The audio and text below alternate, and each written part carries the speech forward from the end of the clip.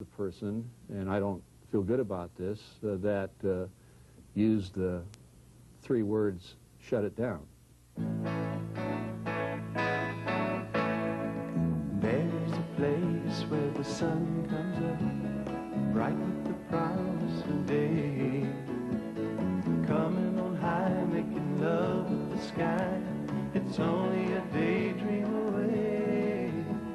Get up in the air, get a piece of the world way up there. Pan Am has a place of its own, a place we want to share.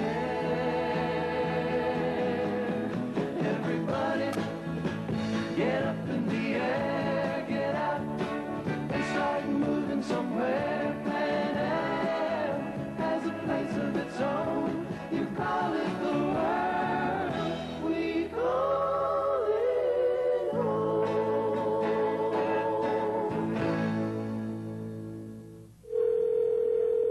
We are very sorry to advise you that Pan American Airways has suspended operations. All flights are canceled. The recorded message on Pan Am's reservations line said it all. The airline, losing $2 million a day, calls it quits. Thousands of passengers are stranded, many airlines refusing to honor their special fare tickets. Over 9,000 employees lose their jobs.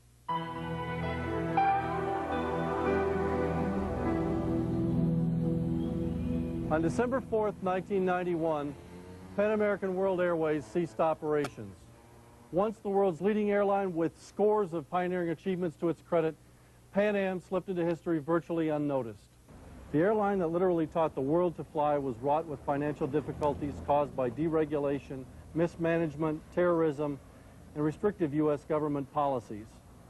Once Pan Am's assets are divided among the creditors by the bankruptcy court, perhaps one of the few remnants of the air carrier may be this sign in Key West, Florida, reminding us of the airline's humble beginnings. The sign is displayed outside a building which was once Pan Am's ticket office. The restaurant that was housed here has also shut down.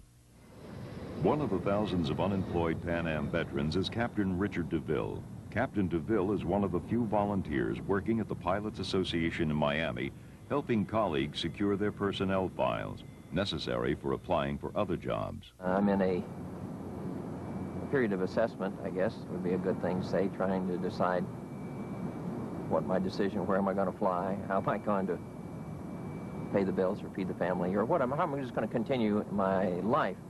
And at my age, 53, it's difficult for me to start at entry level at another airline, although I would be quite happy to do so, and do so cheerfully. But I'm sure the situation will change drastically if we don't find employment, you know, by the end of our unemployment compensation. How long is that? 26 weeks, correct? Mm-hmm. It's kind of unfair. But some people who took leaves of absences in order to save jobs don't get the full 26 weeks. Theirs were cut because they didn't work a full year. That happened part-time. Right. That happened to a friend of mine, so her income is lower than mine from unemployment and shorter because she took leaves in order to save someone else's position. Even if you didn't see a person for a year, you'd see them or you'd fly with them a year later, and it's like you guys had never parted. You knew they were always going to be there, though, and then once it's all taken away from you, whether you saw this person every month or you saw them once a year, they're gone. You're never going to see them again. And yeah, it is like a family being taken apart, from flight attendants to cockpit crews to gate agents, even the baggage handlers, you know. For years, the former Pan Am employees felt they belonged to an extended family, and they took joy in being part of it. With the stroke of a pen, it was all gone. And it couldn't have happened at a worse time than the approaching festive holiday. Faced with an uncertain future and clinging to their past memories, the former employees gathered at Dinner Key a week after the shutdown of Pan Am to pay their last homage to an airline that set the standards of aviation for the rest of the industry to follow. With Pan Am gone, they could only hold on to each other and share their pain and anguish. This farewell gathering of former Pan Am employees marked the end of an era and definitely the end of an American institution that started 64 years ago. October 28, 1927, 500 years after Leonardo da Vinci came up with the idea of the flying machine, a Fokker F-7 plane took off from Key West, Florida to Havana, Cuba.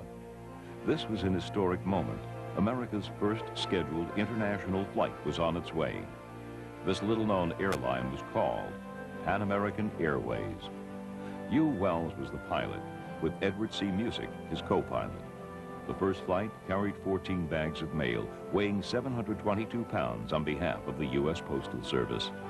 Flying at 85 miles an hour, the plane arrived in Havana 1 hour and 20 minutes later. This was the start of a new era. While no one took flying seriously in the early 1920s, Juan Trippe, a visionary entrepreneur born June 27, 1899 in New York, had a dream that the airplane could be used to ferry people and goods to far-off places. He convinced his friends to put up some money when he found out 7 war surplus planes were up for auction. He bought the planes at $500 apiece and started Long Island Airways. Juan Trippe's first airline took people for joyrides only. As soon as he realized that the future of the airline business needed a company with substantial financial backing, Trippe approached his friends with deep pockets once again and raised $300,000. He invested the money into a newly formed corporation called Pan American Airways, Inc., started by an Army Air Corps intelligence officer, Major Henry H. Arnold, along with 3 other officers.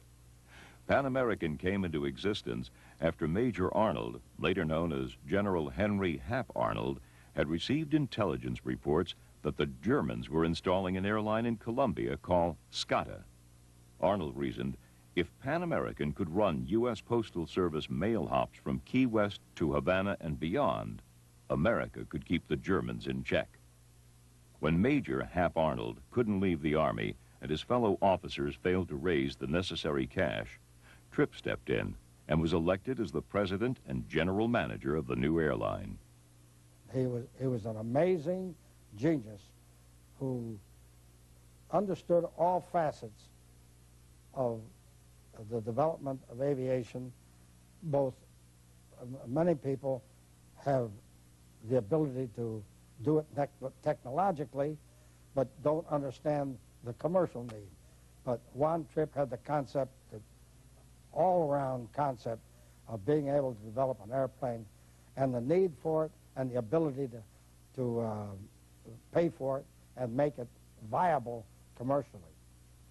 He was an extraordinary man. Juan Trippe enlisted the services of celebrated aviator Charles Lindbergh, who initially conducted the survey routes and became the company's pathfinder. Soon, Charles Lindbergh was joined by Ed Musick, and the 2 of them cruised the Caribbean on a Sikorsky duck plane, scouting skyway after skyway. Their mapping of the air routes for travel and traveling became the basis for all other aviators and their respective airlines. Another man hired by Trippe was a Dutchman named Andre Priester. Priester, as a chief engineer, introduced the notion that flying had to be done with utmost care. He fired his pilots for smoking in public. And since earlier planes were flying boats, he established naval uniforms for the pilots as one of the measures for orderly and disciplined behavior. Even today, pilots all around the world support naval uniforms. Where we're standing right now, this building in the background was built by Pan American. It was completed in 1934 and was our Miami Marine Air Terminal. And it was from here that we did so much long-range scheduled flying. Behind me, you can see the logos that are still, those are the original logos put there by Pan Am, just as there are around the top of the balcony of the building here. And it was very close to the original logo on the Pan Am aircraft. Well, this is a very sentimental place to many of us because from here we branched out and made it all the way around the world, ultimately. But it all started here. Dinner Key, which got its name from the early settlers of Coconut Grove, who used the island for picnic dinners, was once the most busy marine terminal in the world. In the official 1938 Pan American Handbook, the airport is described as a sightseer's paradise. In the 30s, Dinner Key was attracting 25,000 visitors a month and up to 100,000 during the winter tourist season. One of the attractions for visitors at Dinner Key was this 10-foot globe. Art Smith, a former Pan Am employee, found the globe rotting away in a paper shack at Miami International Airport in 1961. He retrieved the historical artifact and restored it to its original glory. The globe is now housed at the planetarium in Miami. Art just told me something very interesting about this globe when it was put in 1933. And what was that, Art? Oh, I was doing photography for the airline, and we got a crazy idea. We perched a couple of models up on the top of the ring. Models? Models. Pretty girl models. Oh. And lots of legs.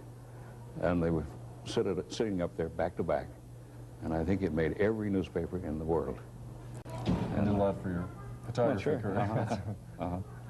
But the globe brings back memories. One of Miami's pastimes, Saturdays and Sundays particularly, would be down at the Pan Am terminal about 4:30, 4 o'clock, 4:30, 5 o'clock, when these airplanes all came in from Central and South America. Because this gave rise to a lot of thoughts, I guess, about faraway places and, you know, the mystery of travel. The world isn't as big now as it was then. So I don't know how many people will go to Miami International Airport and watch 747. I see a few of them out there once in a while. But they're diehards like myself. You know, Pan Am in those years, though, was developing airline techniques which have been adopted all over the world. They, many of the techniques, many of the things that you take for granted now were done first by Pan Am. The early history of Pan Am is full of blazing trails. It was hardly a month passed by that the airline didn't rack up some new invention on the scoreboard. Pan Am revolutionized radio navigation on land and water, pioneered the principle for being able to tell their pilots their exact position at all times, the basis for modern aviation. First to develop a complete aviation weather service and long-range weather forecast. First to develop 4-engine flying boats. Developed new engine and propeller brakes and carrying life-saving equipment. Started a flight medical research program. First American airline to develop airport and airways traffic control systems.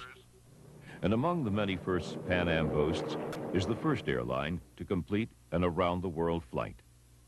Another feature that marked Pan Am as the leading airline was Juan Trippe and his senior engineers' skill in getting the aircraft manufacturers to design and deliver planes according to their specifications, from single-engine to 4-engine flying boats, from DC-3s to Boeing 747s. The Martin M130 flying boat was one such plane designed specifically for Pan Am. One of these planes was christened the China Clipper. The China Clipper made history by being the first plane to cross the Pacific in 1935. China Clipper, you have your sailing orders. Cast off and depart.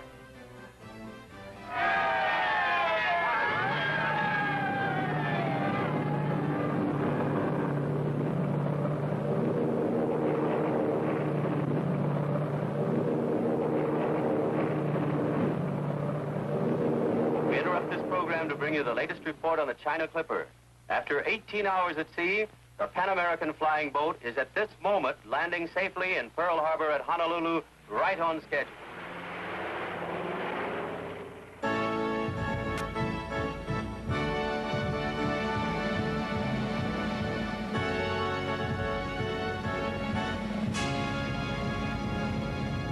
Pan Am built airports in the small Pacific islands of Midway, Wake, and Guam, thus making it possible for a flying boat to reach Manila. The 7,800-mile hop was completed by Captain Eddie Musick in 59 hours and 48 minutes.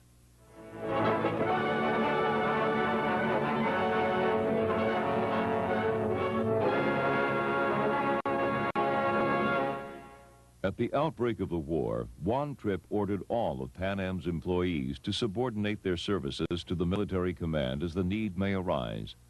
That ranged from maintenance men to the captains flying the planes. Throughout the war, the airline carried soldiers, military hardware, food, and supplies to remote parts of the world at the behest of the State Department.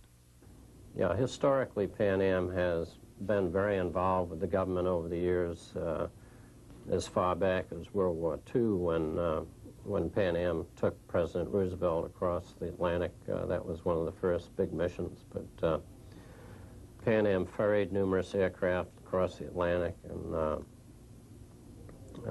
was very involved in all the wartime activity. Pan Am had the most efficient communication system in the world at the time the war began. And the government immediately used the facilities of Pan Am for communication, as nobody else had the facilities really available at that time.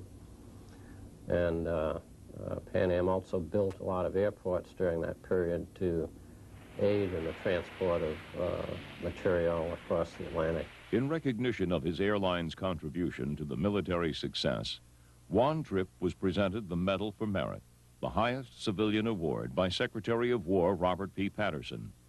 In addition, Trippe was awarded the Harmon Trophy by President Truman, which carried the citation at a time and in a manner that could not have been equaled by any other Allied agency.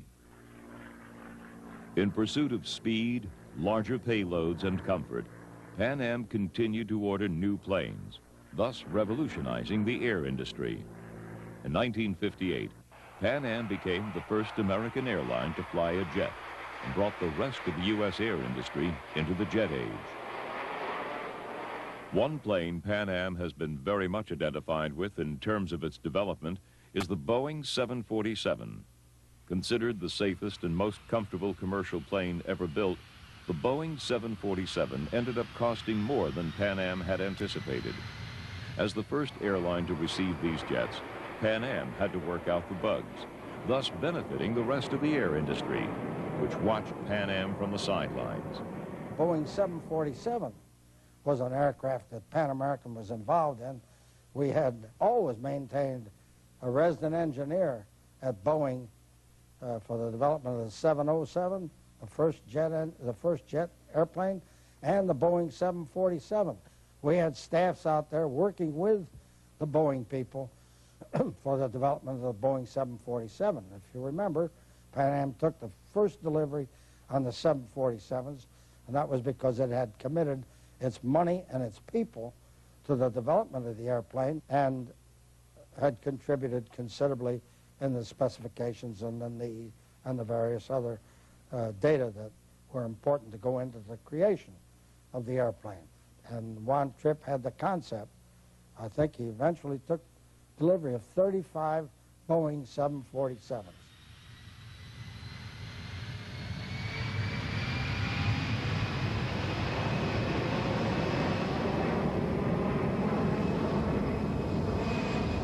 As in the Second World War, Pan Am was very much involved in carrying out operations on behalf of the U.S. military during the Vietnam War. When it became apparent that Saigon was about to fall to the communists, one man organized a daring feat, the last flight out of Vietnam. Al Topping was Pan Am's station manager in Saigon, who masterminded the mission.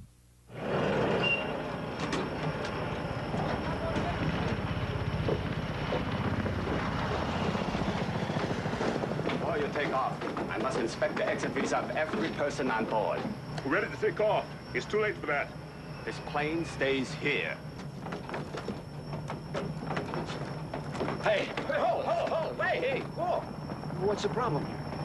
I must check that everyone on board has a proper exit visa. This flight is most irregular. I think Mr. Topping is trying to hide something. I'll stand aside. You're right. Al Topping is trying to hide something. There are two historical moments for me in Pan Am. One is my assignment in Vietnam, and two is my assignment here in Miami as corporate communications manager, involved in the biggest story in the history of the company, which was the end of Pan Am on December 4th. Vietnam, of course, is very special for me because it involved getting Pan Am employees and their families out of Saigon.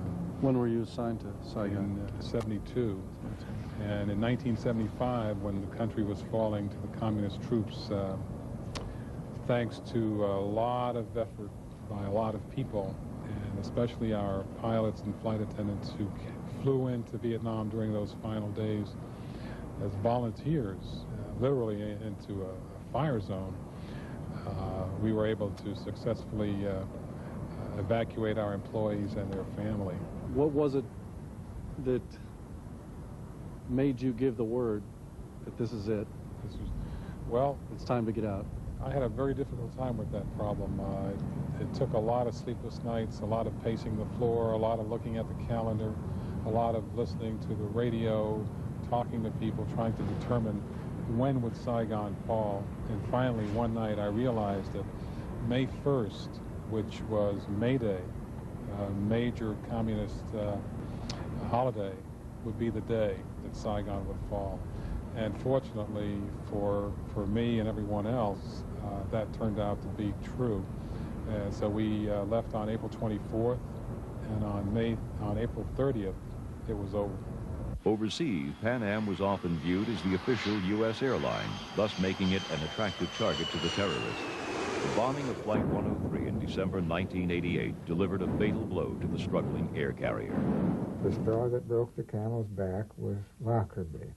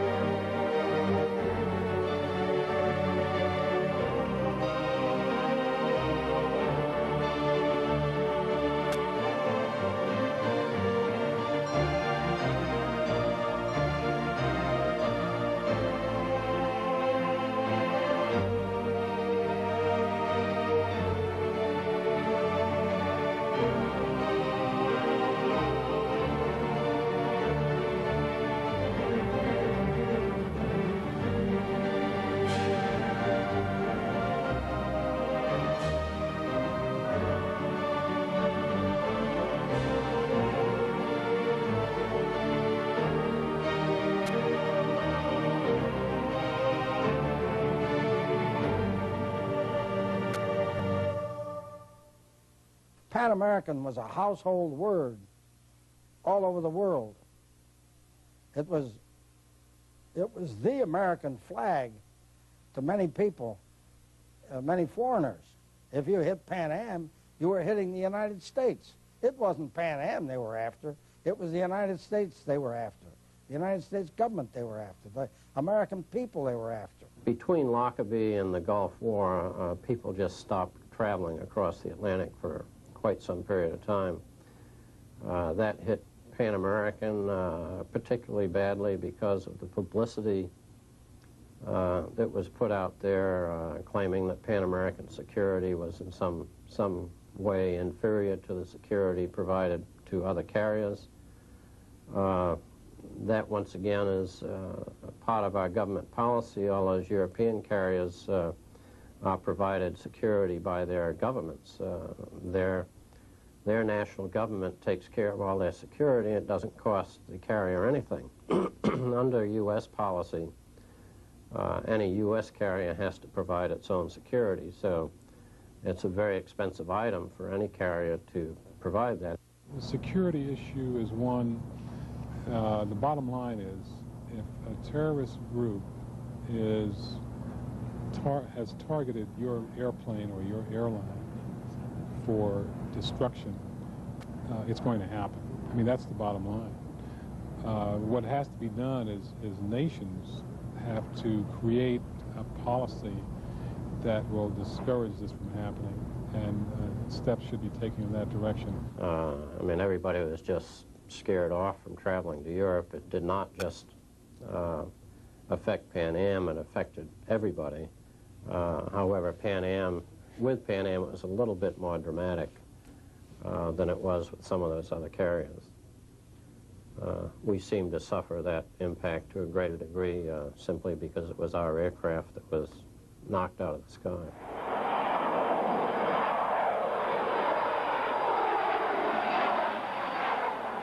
Where do you feel that Pan Am first started to run amok?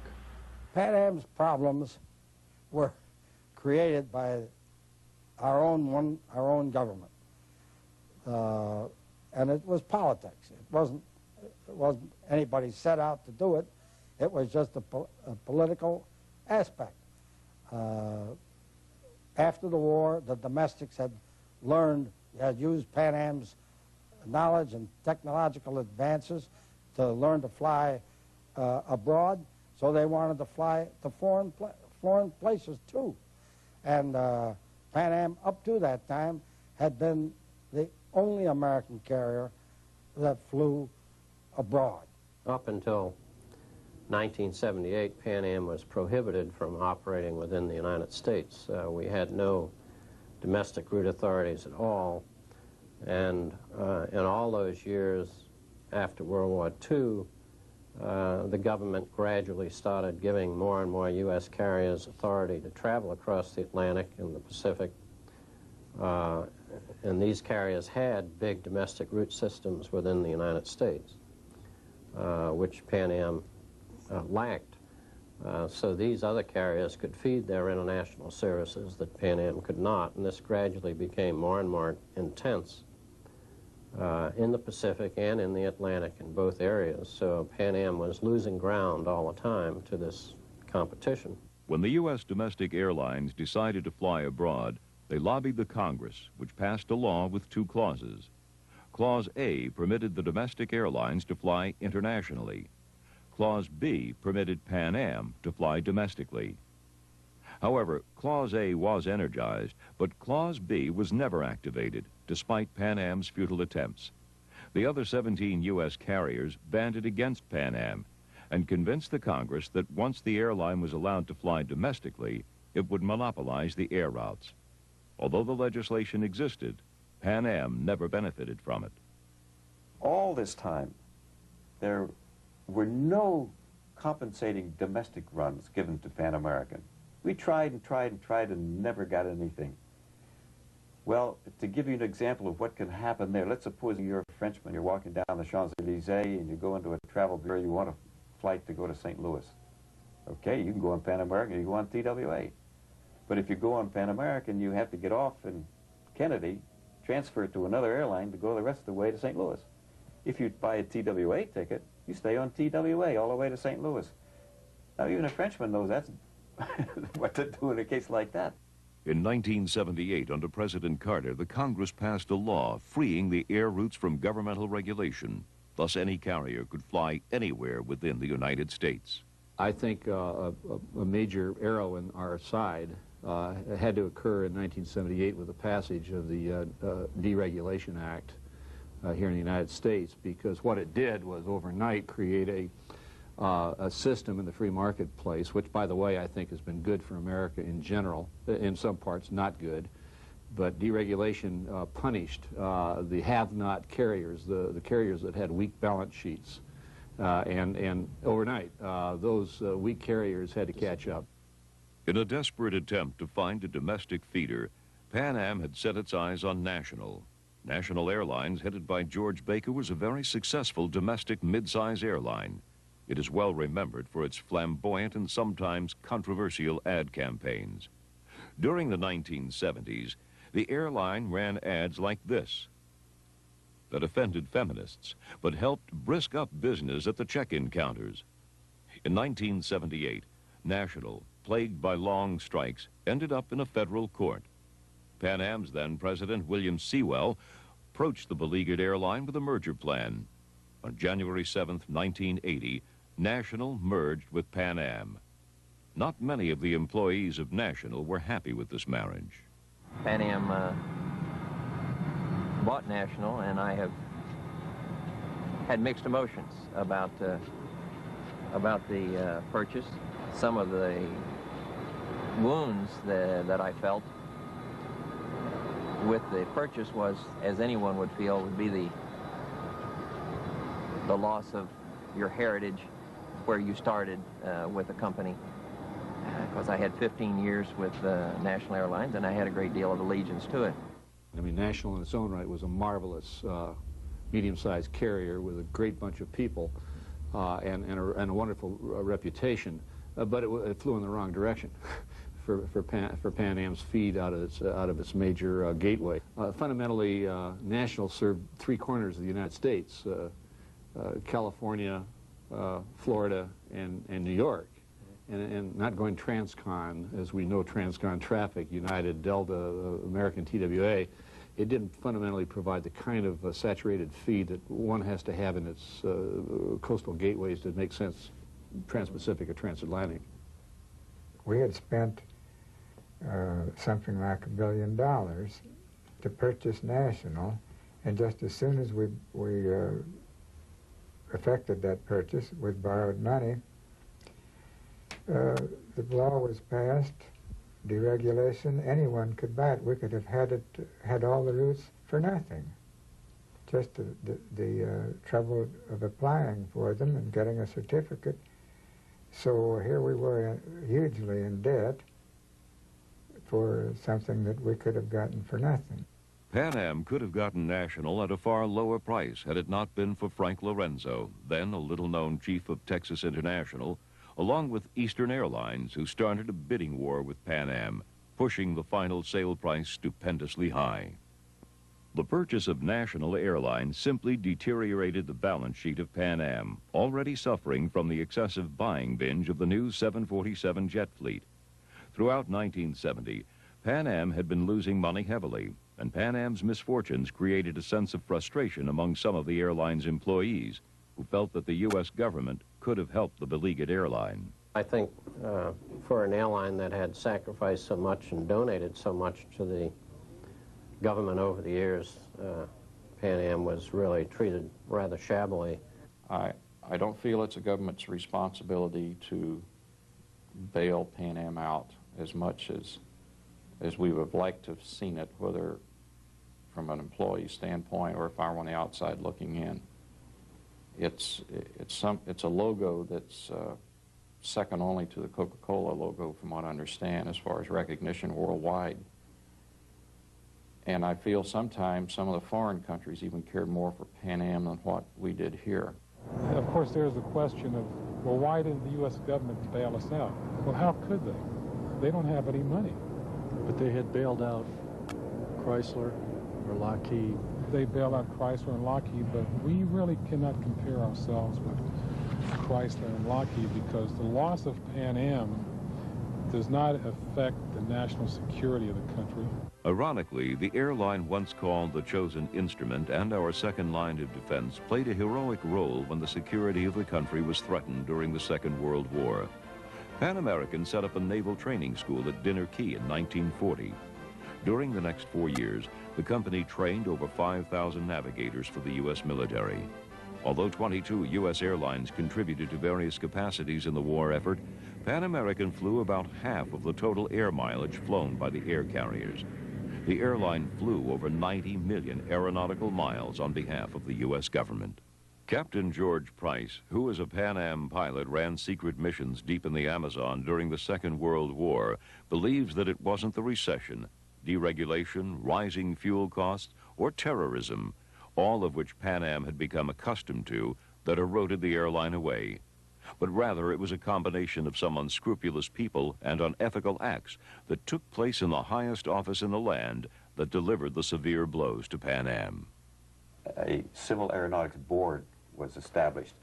The purpose of this board was to, when a new route was available to be flown, it would invite all carriers who were interested in flying this route to come and appear before the Civil Aeronautics Board, indulge in exhaustive hearings. They would present their feelings why that airline should get it, and then the Civil Aeronautics Board would hand down its recommendation as to which of the airlines they would recommend get the route. There was a CAB case which was to award one American carrier the flight between New York City and Mexico City. For very obvious reasons, the CAB, after hearing all of these airlines, they decided that it was a perfect fit for the Pan American flights inbound from Europe to continue with passengers who wanted to go to Latin America, Mexico in particular.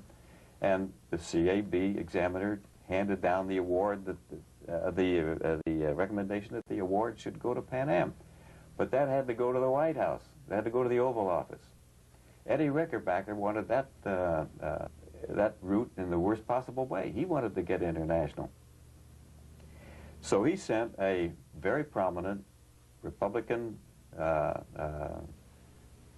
attorney by the name of Thomas E. Dewey to go and talk to the president in the Oval Office, and Thomas E. Dewey in his little satchel had $120,000.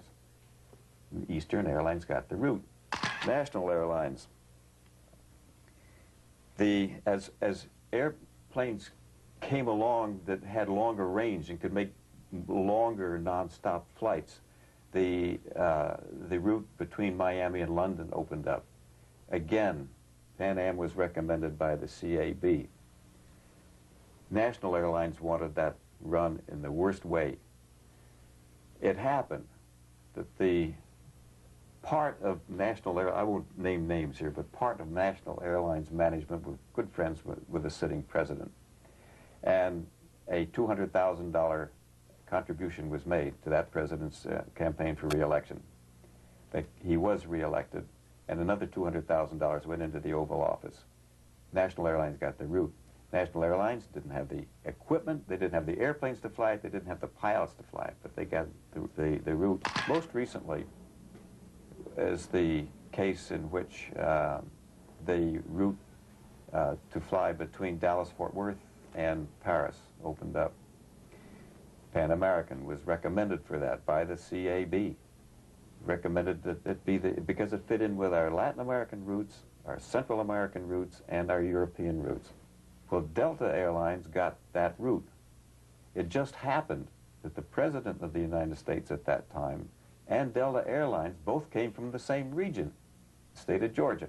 So anyway, I asked every time we had one meeting with the President of Pan Am, I said, look, what's happening? We get recommended for all these routes, and something changes in the White House, in the Oval Office. And the President came out and he said, we know where, we know when, and we know how much. And it's all in the Oval Office. Okay, that's one president. I asked the same question of another president later on. Was there a time frame? Was this in the post-war era? Oh, yeah. Yes. This was back in the 60s, probably. 60s or... Late 60s. Late 60s, yeah. I asked another president the same question. He said, I can't tell you. He said, all I can tell you is that I spend 95% of my time trying to stop that erosion. But, he said, we're not going to pay any bribes. The sad truth about Pan Am's 64-year history is that it could almost be played in the arena of a tragic opera. By January 1991, it was apparent to Pan Am's management that the only way to keep the airline's logo flying was to file for bankruptcy under Chapter 11. Soon after, Delta emerged on the scene to buy Pan Am's routes and assets. When other airlines entered the picture, a bidding war ensued. Eventually, Delta made the highest bid, $416 million to buy Pan Am's routes. Further, it agreed to offer Pan Am an interim loan of $60 million and help the ailing carrier in its attempt to downsize itself and thus serve the Latin American market only. On July 27, 1991, Pan Am and Delta entered into an asset purchase and credit agreement. In addition to its obligations, Delta offered jobs to 6,000 former Pan Am employees. However, Pan Am continued to lose money, and a succession of negotiations took place among Delta, Pan Am, and the creditor. After each such negotiation was asked and a financial offer. On October 22, 1991, Delta made the final enhancement to its commitment. Delta agreed to provide a loan of up to $140 million, contingent upon Pan Am's financial condition. On November 1st, 1991, Delta paid $416 million to Pan Am for its assets and hired 7,800 former Pan Am employees, 1,200 more than it was obligated to by the contractual agreement. I think Delta Airlines, who hired almost 8,000 of our employees, tried very hard to make it work. And so one has to look back and say, well, in August, when Delta Airlines made their move to acquire the shuttle and the European routes and give a life to Pan Am, which would have been it would have gone forth into the new Pan Am, created a continuation of a life that otherwise would have ended much earlier. We didn't select the management team. We didn't tell how we were supposed to operate. These were laid down on us by a parent group who said, we are going to support you and you will succeed, up until the December 4th, actually December 3rd. And they said, you're not going to succeed. We're getting out of this thing. Now, they have their roots. They had what they came in to buy. But I do not believe that we were given the opportunity to succeed. Soon after, the Creditors Committee and Delta ended up in a dispute over financing the reorganization of Pan Am. Leon Marcus, the Creditors Committee lawyer, wrote a letter to Delta, casting doubts over its sincerity to go along with the reorganization plan. Somewhere around November 8th, there appeared a letter from the Leon Marcus, which I read, accusing Delta of a number of practices that were misleading and apparently seeking the demise of Pan Am. And that might be a little harsh, but that's about the way that I read it. The publicity from this dispute raised the question of Pan Am's viability to survive, and it adversely affected advance bookings and cash flow at Pan Am. On December 1st, 1991, Delta's chairman, Ron Allen, and 4 other senior officials met Pan Am's 2 top executives, Russell Ray and Rolf Anderson. At that meeting, Pan Am's executives informed Delta Airlines management that their reorganization plan was not feasible. The following day, Delta's attorney, Lawrence Handelsman, told Judge Cornelius Blackshear at the bankruptcy court that Delta was unwilling to put any more money at risk. The day after Pan Am's shutdown, Ron Allen of Delta sent a letter to concerned Congressman Porter J. Goss. In his letter, Allen stated, "At a meeting on Sunday night, December the 1st, Messrs. Ray and Anderson confirmed to me that Pan Am's business plan, which formed the basis for Pan Am's reorganization, was not viable. In that meeting, we advised them that, in light of all the circumstances we had recently been made aware of, Delta could not justify providing new financing in advance of the confirmation of a plan of reorganization." We can put blame wherever, but it appeared that at the very end we were led down a false path.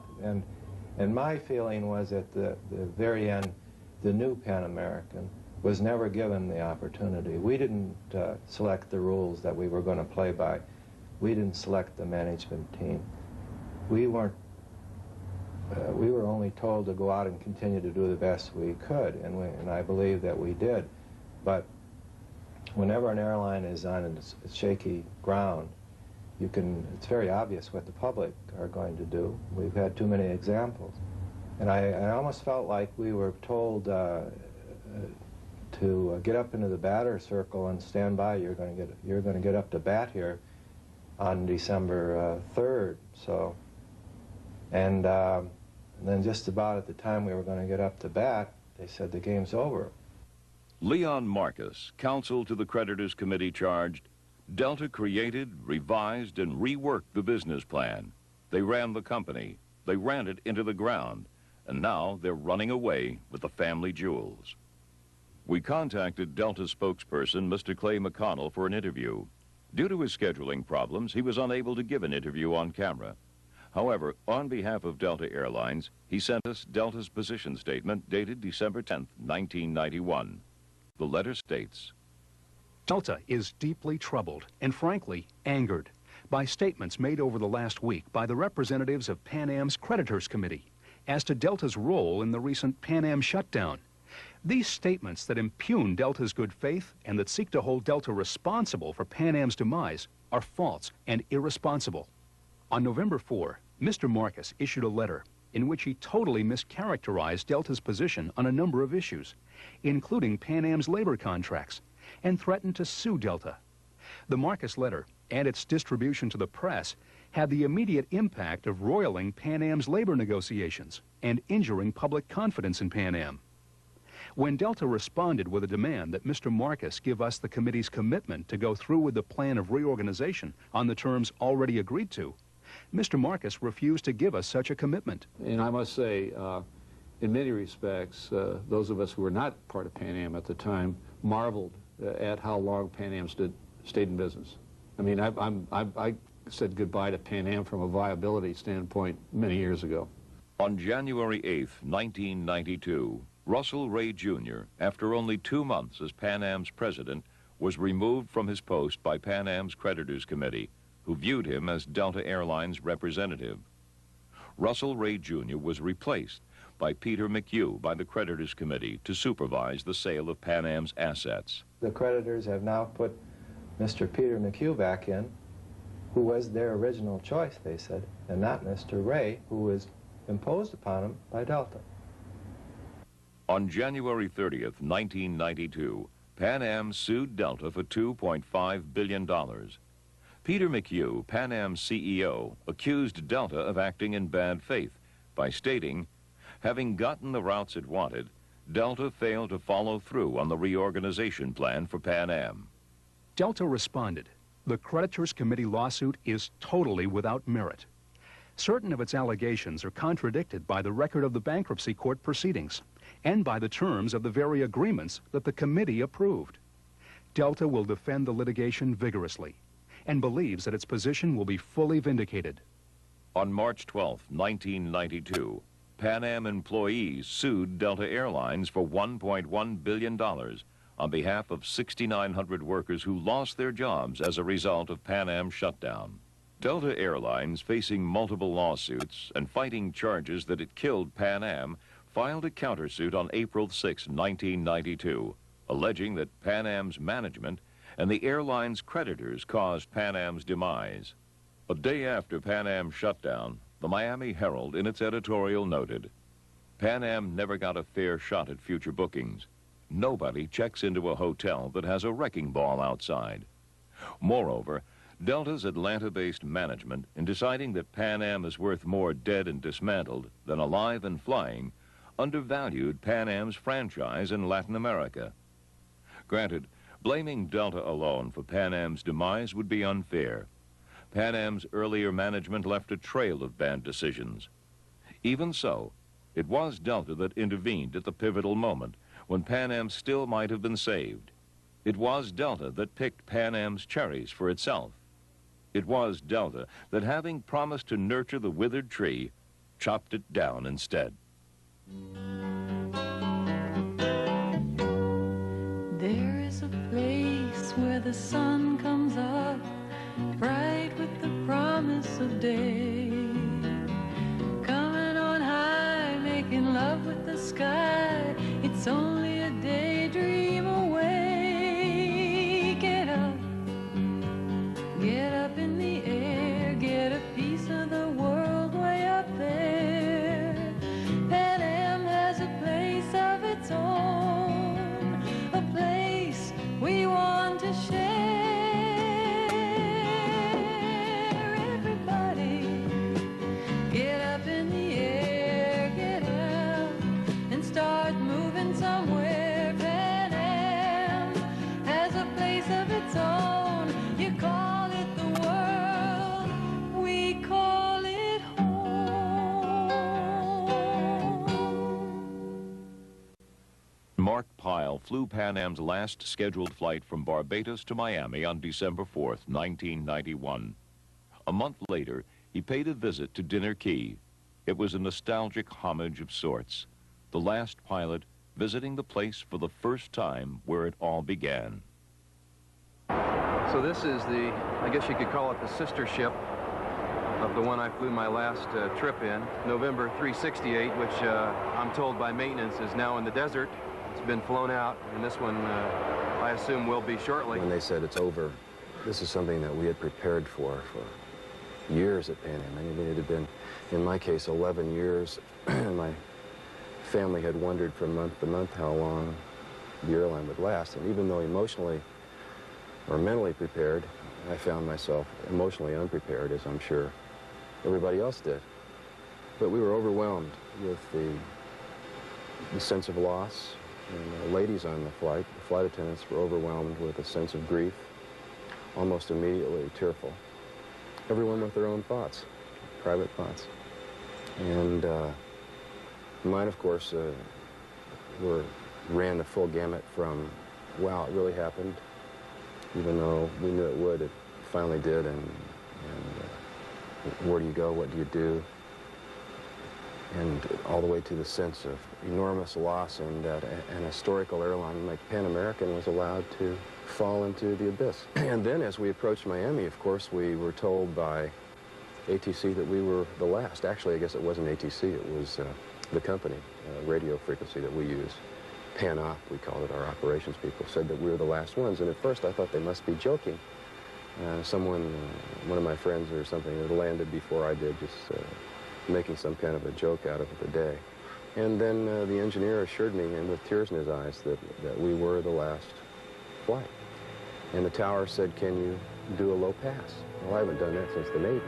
You know, so to me this was fun, if nothing else, one last fun with an airplane. So having briefed the passengers so that they would know what to expect, we flew down runway 12 out here, runway 12, about 100 feet, with flaps 15 and about 180 knots, nothing too spectacular. I would have liked to come in at 250 and smoked down the center of the runway, but I didn't want any fear amongst the people any more than they would have to have. So we just did a very nice, easy, nonchalant, low pass and over the field and pulled up and came back around for a landing.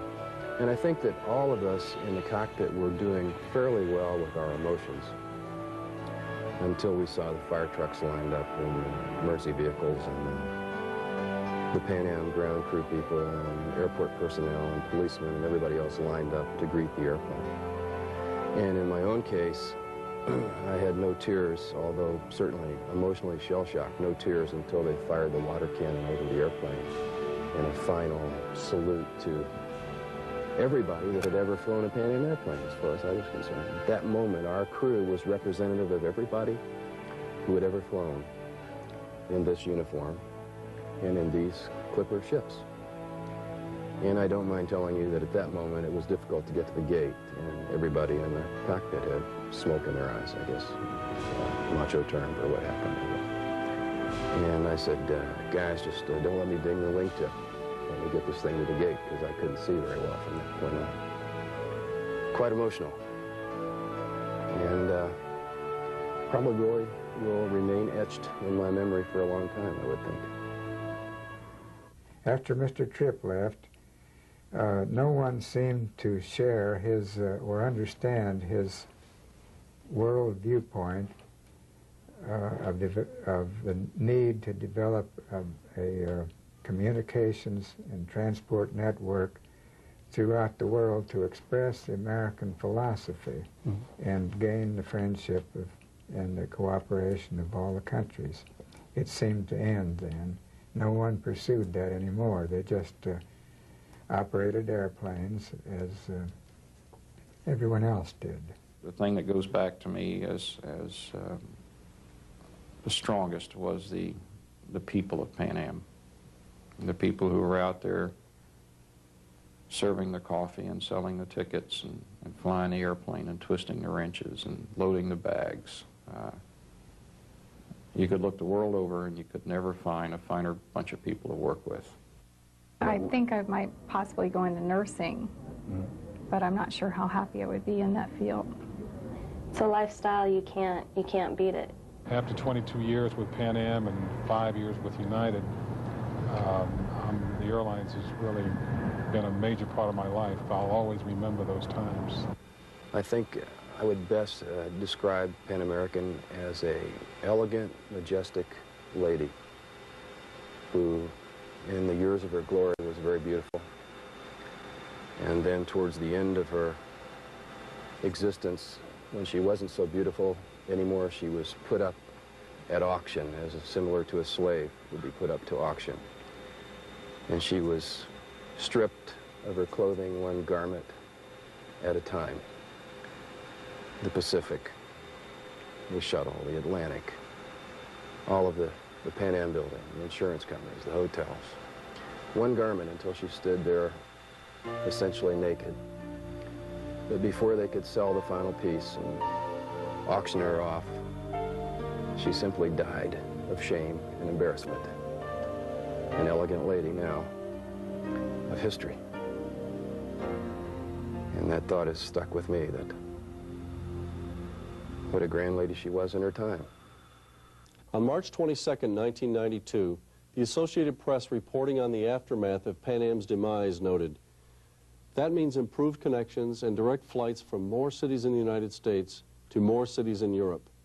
It also means better service for upscale passengers, an area where TWA and Pan Am could not keep up, as European carriers found ways to cater to high-paying, high-yield international travelers. The more financially secure American, Delta, and United can afford to do more. Innovations in high-class air travel now include gourmet meals and such amenities on some carriers as personal video screens. It's quite different from the last journeys of Pan Am, when flight attendants often ran out of juice and their tattered uniforms went years without replacement." On your right-hand side, you will see Pan Am's birthplace, the very first ticket office that opened here in Key West. Like the airline, the restaurant Pigeon House that occupied the building has also shut down. On the left is Harry Truman's winter... Good morning, ladies and gentlemen. This is the captain speaking. I'd like to welcome you aboard Clipper 235, nonstop now for Miami International Airport. The computer has us planned today at 2 hours and 25 minutes. We'll be flying at 29,000 feet, and the weather is projected to be good en route. I'd like to take this opportunity to thank you very much for flying Pan American today. Our route of flight will take us southbound out of the Kennedy Airport along the coastline of New Jersey, over Norfolk, Virginia, Wilmington, North Carolina, and then down coastline of Florida, and then into the Miami area. We're anticipating Miami on time. The weather in Miami is good. We have clear skies at the present time, some scattered showers over the Everglades as usual, and a temperature of 82 degrees. I invite you now to settle back, relax, enjoy your ride with us, and if there's anything any of us can do to make your trip more enjoyable, don't hesitate to call upon us. Thank you very much.